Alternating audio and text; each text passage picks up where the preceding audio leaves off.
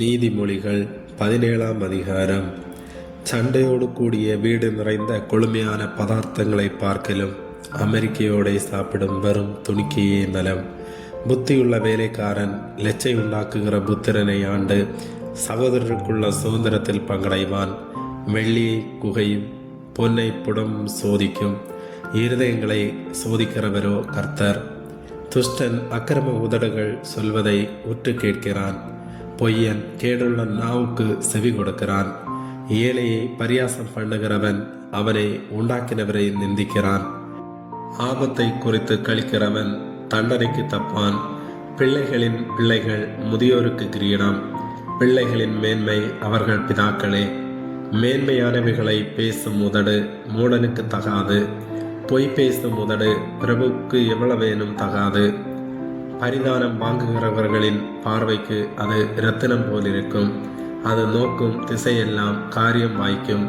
குற்றத்தை மூடுகிறவன் சிநேகத்தை நாடுகிறான். கேட்டதை சொல்லுகிறவன் பிராண சிநேகிதரையும் பிரித்து விடுகிறான். மூடனை 100 அடி அடிப்பதை பார்க்கிலும் புத்திமானை வாயினால் கண்டிப்பதே அதிகமாய் உரைக்கும்.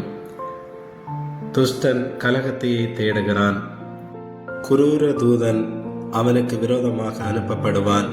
தன் மதிக்கேட்டில் திரியும் மதியனுக்கு எதிர்படுவதை பார்க்கிலும் குட்டிகளை பறிகொடுத்த கரடிக்கு எதிர்படுவது வாசி.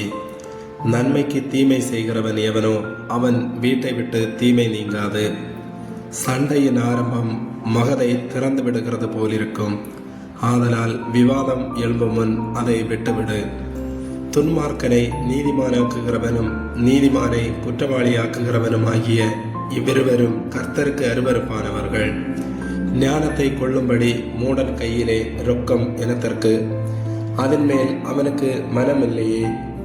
சிநேகிதன் எல்லா காலத்திலும் சிநேகிப்பான். இடுக்கணில் உதவவே சகோதரன் பிறந்திருக்கிறான். புத்தியினன் தன் சிநேகிதனுக்கு முன்பாக கையடித்து கொடுத்து பிணைப்படுகிறான். வாது பிரியன் பாதக பிரியன். தன் வாசலை உயர்த்தி கட்டுகிறவன் அழிவை நாடுகிறான். மாறுபாடான இருதயமுள்ளவன் நன்மையை கண்டடைவதில்லை. புரட்டு நாவுள்ளவன் தீமையில் விழுவான். மூட புத்திரனை பெறுகிறவன் தனக்கு சஞ்சலம் உண்டாக அவனை பெறுகிறான். மதியனுடைய தகப்பனுக்கு மகிழ்ச்சி இல்லை. மன மகிழ்ச்சி நல்ல ஔஷதம். முறிந்த ஆவியோ எலும்புகளை உலர பண்ணும். துன்மார்க்கன் நீதியின் வழியை புரட்ட மடியிலுள்ள பரிதானத்தை வாங்குகிறான். ஞானம் புத்திமானுக்கு முன்பாக இருக்கும்.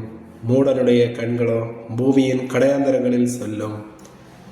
மூட புத்திரன் தன் பிதாவுக்கு சலிப்பும் தன்னை பெற்றவர்களுக்கு கசப்புமானவன். நீதிமானை தண்டம் பிடிக்கிறதும் நியாயம் செய்கிறவனை பிரபுக்கள் அடிக்கிறதும் தகுதியல்ல. அறிவாளி தன் வார்த்தைகளை அடக்குகிறான். விவேகி குளிர்ந்த மனமுள்ளவன். பேசாதிருந்தால் மூடனும் ஞானவான் என்று எண்ணப்படுவான். தன் உதடுகளை மூடுகிறவன் புத்திமான் என்று எண்ணப்படுவான். ஆமேன்.